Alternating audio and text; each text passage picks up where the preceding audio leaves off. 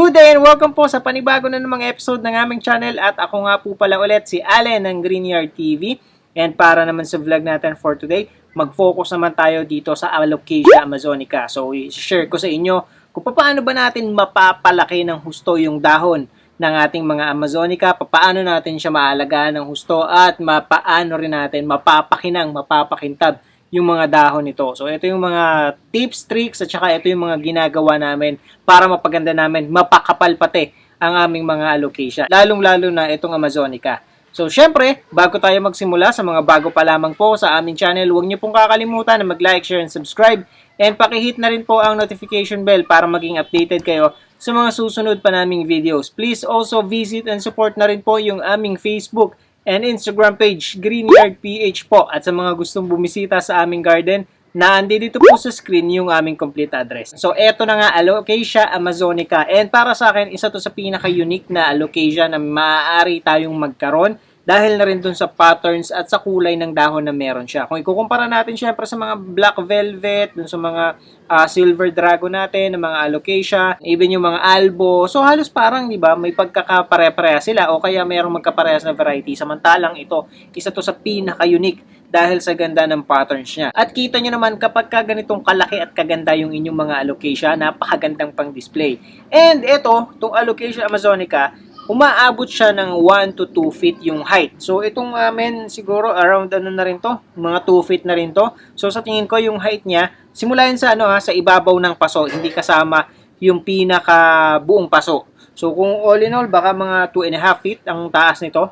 Or more or less, para mga ganun yung sukat kung kasama yung pot. So, sa tingin ko, max na yan. Hindi na siya maglalalaki. Ito na yung pinakamataas na pwede niya magawa. Tapos, ang pinakamalaking dahon naman niya ay pwedeng umabot ng hanggang 16 inches. So, maaring mas lumaki pa doon. Pero yon yung nakalagay o yun yung nakita natin. And sa tingin ko, ito, katulad nito, ito yung isa sa pinakamalaking dahon niya. And more than 1 foot sa sa tansya ko. So, ganun talaga, ganun kalaki yung mga dahon. And kita nyo naman kapag sobrang kapal at sobrang lago ng dahon, napakaganda talaga ng mga alocasia. So, ano ba yung mga kailangan o ano ba yung mga ginagawa namin sa alocasia namin para mapakapal namin yung dahon, mapalaki namin itong aming mga alocasia. So, unang-una, syempre, mas maganda kung halimbawa, mailalagay natin sila sa mga bright but indirect sunlight. Okay lang, kahit ilagay mo siya sa spot na tinatamaan ng morning sunlight, walang magiging problema. Hindi naman basta-basta masusunog yung dahon niya. Etong amin, nakabilad yan sa araw. Although, filtered siya ng kaunti, pero tinatamaan siya ng hanggang, let's say, mga 12 ng noon. And trained na naman siya kasi na ganun. Pero yung bandang afternoon, lalo ngayong summer, medyo mainit. Hindi na talaga, eto, kita nyo yung spot ko ngayon. Walang kahit na anong araw dito kapag ganitong oras. Around siguro simula alas 2 hanggang pahapon, wala na. Hindi na sila tinatamaan ng sikat ng araw. Pero ganun pa man, maliwanag pa rin. Nasa labas kasi sila. And isang malaking factor dyan nakakatulong sa pagpapaganda at pagpapalaki ng aming mga amazonica ay yung humidity level sa palibot ng halaman. So as you can see, magkakatabi rin dito yung halaman namin. Kaya yung humidity dito ay na-maintain nila.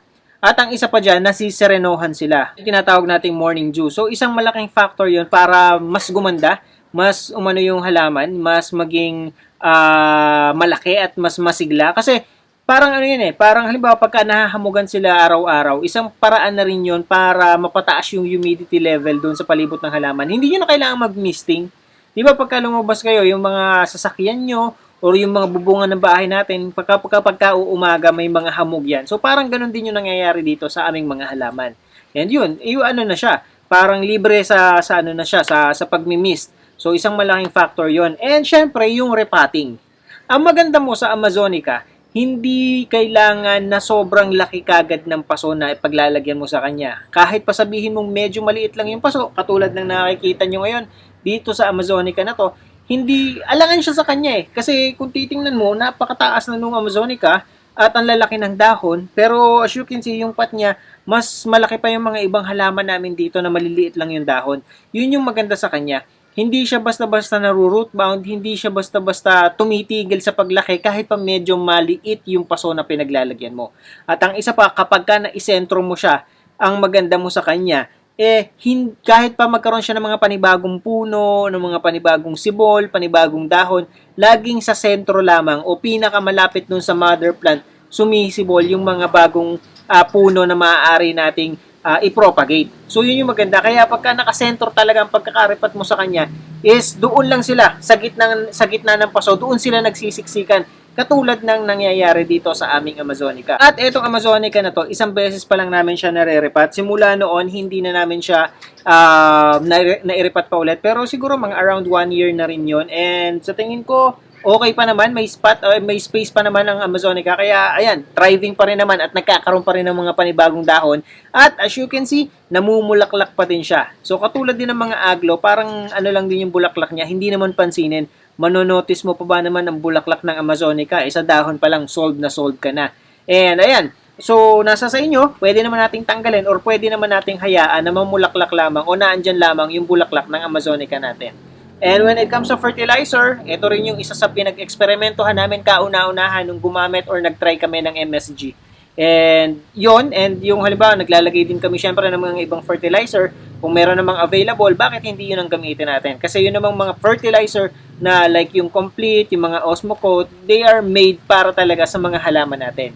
Yun lang naman mga MSG, yan ay mga alternative natin just in case wala tayong mga fertilizer sa bahay natin and kung gusto natin na makapag-fertilizer na. And for me, isa sa pinakamagandang alocasia, etong Amazonica. Let's say for example, i-compare natin siya sa Green Shield o kaya naman sa Frydek.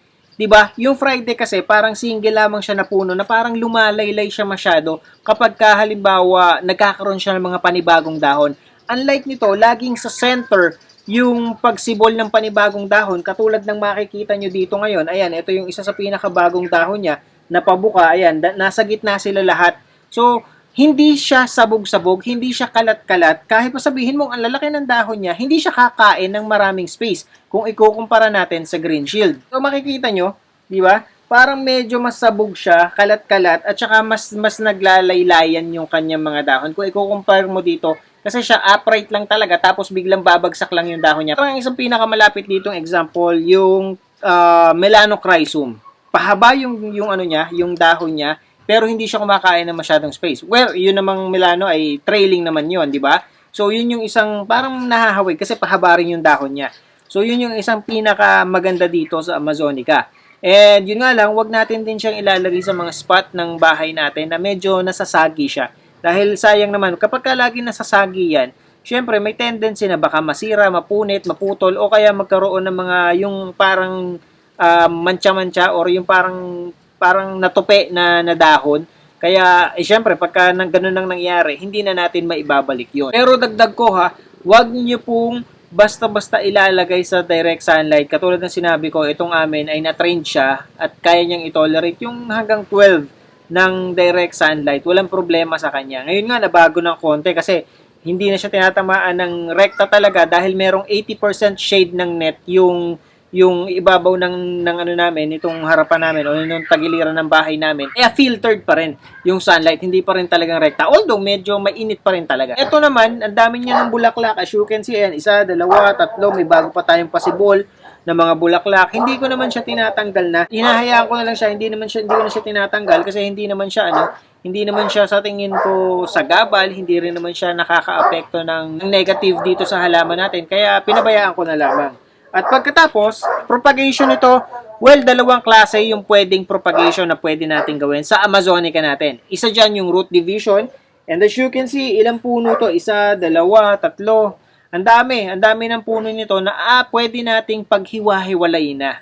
Yun nga lang, pag pinaghiwa-hiwalay mo yan, syempre, magiging medyo manipis tingnan yung inyong Amazonica. Although kung halimbawa, simple lang naman yung gusto ninyo, at hindi masyadong okay lang sa inyo yung hindi masyadong takaw pansin or agaw pansin pala, okay lang yun, walang problema. Pero kasi mas gusto ko lagi yung malago at makapal na halaman.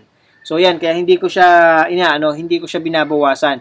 At ang isa pa dyan, katulad din ng mga caladiums ng ibang alocasia, ito ay meron ding mga laman sa pinakailalim niya. Yung laman na makikita ninyo, pwede nyong gayat-gayatin yun kung halimbawa nakakakita kayo ng mga mata or yung parang pasibol, yung kulay white natuldok doon sa bawat laman na makikita nyo. So, pwede nyong gayatin yan and itanim ng hiwa-hiwalay. Eventually, yan ay magiging Amazonica na katulad nito. Medyo mas matagal nga lang yun kung ikukumpara natin sa mga root division. Kasi syempre, yun, magsisimula talaga yun as a baby Amazonica. When it comes naman sa soil na ginagamit, well, yun pa rin, well-drained potting soil ang kailangan niya. At pag-water natin, huwag nating hahayaan na maging totally dry yung ating alocasia dahil masusunog. Maninilaw, masusunog yung dahon. At kapag ka nag-overwater naman tayo, isang manonotice nyo na kagad dyan, maglalaylayan or parang magwiwilt, tatamlay yung mga dahon ng mga alocasia ninyo. At pagkatapos, makikita nyo, unti-unting naninilaw, nawawala yung pagkakulay green ng inyong Amazonica. Kasabay nun yung unti-unting paglaylay niya. Manonotice nyo yun kasi nga, kapag ang Amazonica ay healthy, halos lahat ng lahat ng dahon nila magkakadikit sa gitna. Kapag may isang lumaylay dyan, ibig sabihin may problema yon, maaaring manilaw na siya hanggang sa tuluyang masira or mamatay yung dahon. So, napaka-importante ng mga factor na to para mapalaki natin at mapaganda natin at mas mapabilis yung paglago ng ating Amazonica. Kaya yon yung may ibibigay ko sa inyo. And isa pa, ano ba yung mga care na ibinibigay or ginagawa namin dito? Unang-una dyan sa lahat, ay syempre, para mas lumabas yung shine, makikita nyo naman yan ang bagong dahon, kapag lumabas yan, napakakintab niyan. Kung ikukumpara mo sa mga older leaf, napakakintab niyan. At habang nagmamature yung nawawala yung kinang niya, nawawala yung kintab niya kasi mas nagiging dark yung kulay niya. Ang maganda mo lang dito sa mga Amazonica, smooth yung surface ng dahon niya at pwede natin siyang pakintabin. So, marami tayong options na pwedeng gawin. Pwede tayong gumawa ng alternative at napakabisa na pampakintab ng dahon. Yung egg white na lalagyan mo lang siya ng konting tubig, tapos tatanggalin mo yung pinakapula ng itlog, hahaluin natin siya, tapos gagamitan natin ng bulak para ipahid sa dahon ng mga alocasia. Yun yung isang pinakamaganda at pinakamatipid na pwede natin gawin. And I can assure you, napaka-effective, napakaganda ng kalalabasan ng mga Amazonica ninyo kapag ganoon ang ginawa ninyo. At saka long-lasting yun. Tatagal yun ng hanggang isang buwan. Hindi nyo kailangan ulit-ulitin every week. So yun, if nanonotice nyo, nag-fade na yung kintab niya, yun, pwede na kayong umulit nun. Walang kahit na anong side effect. I can assure you, hindi siya lalangawin, hindi rin siya manlalagkit. Kasi pag ipinahid nyo yan, dapat small amount lang. Kapag ipinahid nyo siya, natutuyo kagad siya. Kaya yun, hindi rin siya malansang amuyin kasi nga mabilis siyang matuyo.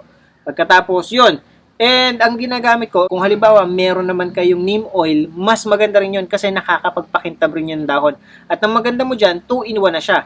Kasi at the same time, nakakatulong na rin siya para makapag-eliminate ng mga insekto na maaaring mamahay at kumain ng mga dahon ng inyong mga Amazonica. So kung may neem oil naman kayo, is mas maganda ko yun ang gamitin natin. At ito yan, ganitong klase yung neem oil na pwede nating mabili. Ito ay galing or gawa to ni Agrify. Makikita nyo naman, si Agrify ay isang magandang bilihan ng mga garden supplies, ng mga lahat ng kailangan natin sa paghahalaman, even yung mga toolkit na ipinapag-giveaway natin, sa kanila natin kinukuha. And sila yung kauna-unahan na nagtiwala sa Greenyard TV para ipakilala yung kanilang mga produkto, kaya natin itong Agrify Philippines. Ito, neem oil siya, 100 ml yan.